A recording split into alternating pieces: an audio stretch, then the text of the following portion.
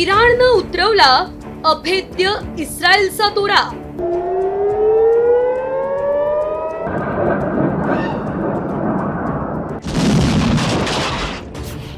इराणचा मोसादच्या मुख्यालयावर हल्ला.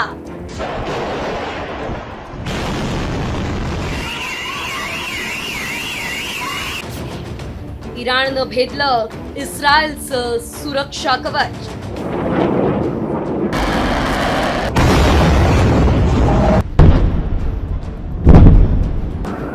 हे दृश्य आहेत इराणनं इस्रायलच्या तेल अवीव मधील मोसादच्या मुख्यालयावर केलेल्या विध्वंसक हल्ल्याची. 5 दिवसांपासून सुरू असणाऱ्या इराण इस्रायल युद्धाचा आता भडका उडालाय. संघर्षाला सुरुवात झाल्यावर इस्रायलची गुप्तचर संस्था मोसादनं इराणचं प्रचंड नुकसान केलं. मात्र याच मोसादच्या मुख्यालयावर हल्ला करून इराणनं इस्रायलची झोप उडवली आहे. इराणच्या क्षेपणास्त्रांनी इस्रायलमधील तेल अवीव, हायफा शहरांचं मोठं नुकसान केलं. मोसादच्या मुख्यालयावरील हल्ला इराणसाठी का महत्वाचा होता पहा. 7 वर्षांपूर्वी इराणमध्ये मोसादची मोठी मोहीम झाली. या ऑपरेशनमध्ये मोसादनं इराणच्या छुप्या अण्वस्त्र केंद्राची माहिती मिळवली. इराणच्या अणुबॉम्बच्या तयारीनं इस्रायलकडून ऑपरेशन रायझिंग लायनला सुरुवात झाली.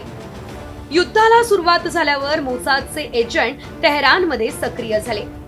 मोसादच्या माहितीमुळेच इराणच्या अण्वस्त्र प्रकल्प आणि सैन्य ठिकाणांवरती हल्ले करण्यात आले.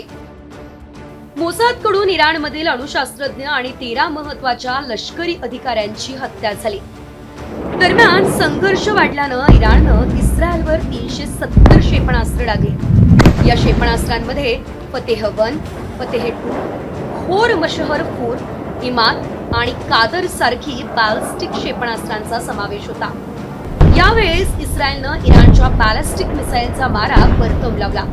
मात्र इराणच्या एअर डिफेन्स सिस्टीमनं एआयचा वापर करून सुरक्षा कवच म्हणून ओळखलं जाणारं इस्रायलचं आयर्न डोमही उद्ध्वस्त केलं. त्यामुळे इस्रायलसाठी हा मोठा धक्का मानला जातोय. एकाच वेळी जर वेगवेगळ्या दिशांच्या माध्यमातून शेकडो मिसाईल्स, डेकॉईज किंवा ड्रोन्सचा हल्ला जर आयर्न डोम एअर डिफेन्सवर झाला तर त्या माध्यमातून ही iron dome air defence system fail जाऊ शकते हे इराणला माहीत होतं. आणि म्हणूनच लेबनन, येमेन, इराण या वेगवेगळ्या देशांनी एकाच वेळेस शेकडो मिसाईल्स, ड्रोन्स, डेकॉईज याचा हल्ला इराणनं इस्रायलच्या दिशेनं त्या ठिकाणी केला. आणि त्याच्या माध्यमातून ओव्हरलोडिंग झाल्यामुळे iron dome air defence system systematically आपलं काम करू शकली नाही. दुसरीकडे इराणच्या आर्मी चीफना मारल्याची घोषणा इस्रायलकडून करण्यात आली. त्यामुळे आता या 2 देशांमधील युद्ध अधिक विध्वंसक होण्याची शक्यता आहे. मध्य पूर्वेतील हा युद्धाचा भडका जगातील राजकीय घडामोडींवर कसा परिणाम करणार हे पाहणं आता महत्त्वाचं ठरेल. ब्युरो रिपोर्ट, साम टीव्ही न्यूज.